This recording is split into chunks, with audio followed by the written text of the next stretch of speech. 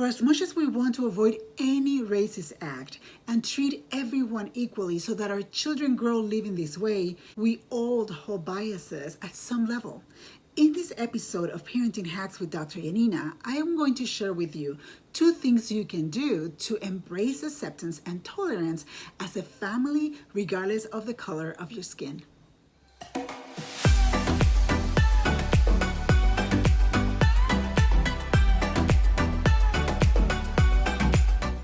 Welcome to Parenting Hacks with Dr. Yanina. As always, it is such a pleasure to have you. Thank you so much for watching. And as you know, in this show, I share 1 or 2 parenting hacks or tips to help you have a healthier and stronger relationship with your preteen and teen. And I also talk about issues related to parenting preteens and teens.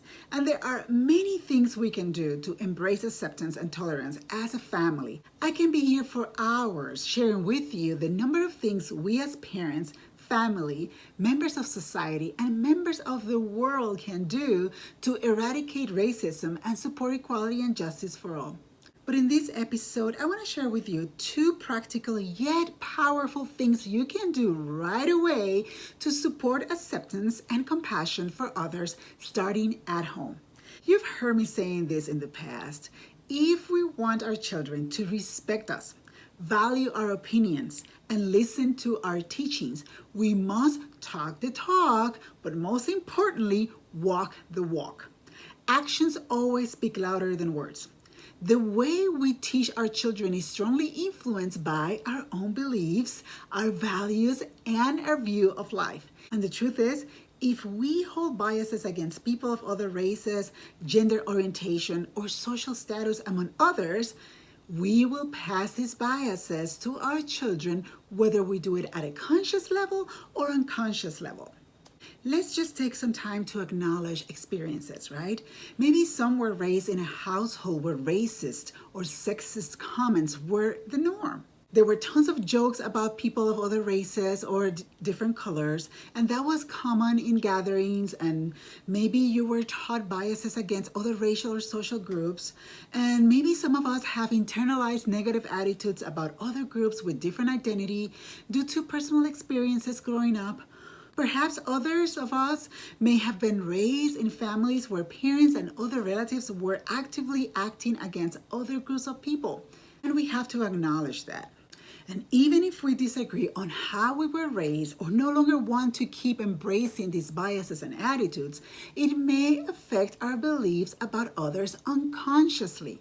And consequently, we can pass along many of these unspoken beliefs to our own children. The good news is this: since biases are learned, we can unlearn them if we have the desire and the will to do so. And this is why it is imperative that we give ourselves time to reflect upon and address our personal biases so that we are better able and equipped to teach our children to embrace acceptance and tolerance. The more we show that we care, the more they will care and follow our lead.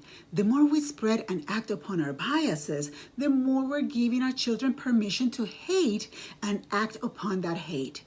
And honestly, you know this, I know this, enough is enough.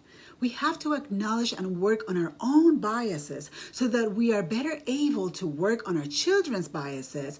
Should they show any biases, work together as a family and hold each other accountable. And you will see, when you start working together, you will see that things are going to change for the best. So once you identify your own biases and start doing that inner work to get better and better and better each day, the second thing that I would like to suggest to you is to have ongoing conversations about this issue with your family. Preteens and teens will open up when we provide them with a safe zone to express their thoughts, their values, and their beliefs. And to have ongoing conversations about this issue, you must first ensure that it is okay to talk about these issues. If you start the conversation or during the conversation, you start punishing them or scolding them, remember, nothing is going to get done. And when you provide that safe zone for them, they will be more than happy to share with you their own biases. And you can have a wonderful conversation about that. Now, it's not about punishing or scolding them if they have a different belief than you do, but rather to have a conversation about that. You want them to become excellent citizens of the diverse world we live in. And something that I wanted to bring up in this episode is that it's okay to be honest with your children about our country's history of sexism, stereotypes, and even discrimination. These conversations will help prepare them to challenge these biases when they come up.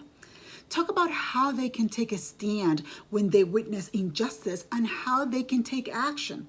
For example, they can help in stopping offensive comments by simply saying, "That's not cool. Why are you saying that?" Or maybe "Stop saying that." So I really want you to empower them and practice with them on how they can react to situations that are oppressing someone else, especially due to their race or color of the skin. But again, you have to model this behavior first. They have to see it in you. Teach them that being different is a beautiful thing.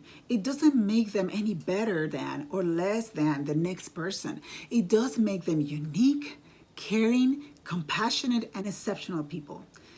So this week, I invite you to reflect upon your own biases before you start the conversation about acceptance and tolerance with your children. It's important that you work on your own biases first and then move on to talk with your children about their biases. Just let's keep perspective. This is about seeing and honoring people for who they really are and not for the way they look. Together, we can eradicate racism and treat everyone equally. As always, thank you so much for watching. If you enjoyed this episode, I invite you to share it with your friends through social media. And if you are watching on YouTube, I invite you to subscribe if you have not done so yet. If you're watching through Instagram, follow me. I will see you in my next episode of Parenting Hacks with Dr. Yanina. Bye for now.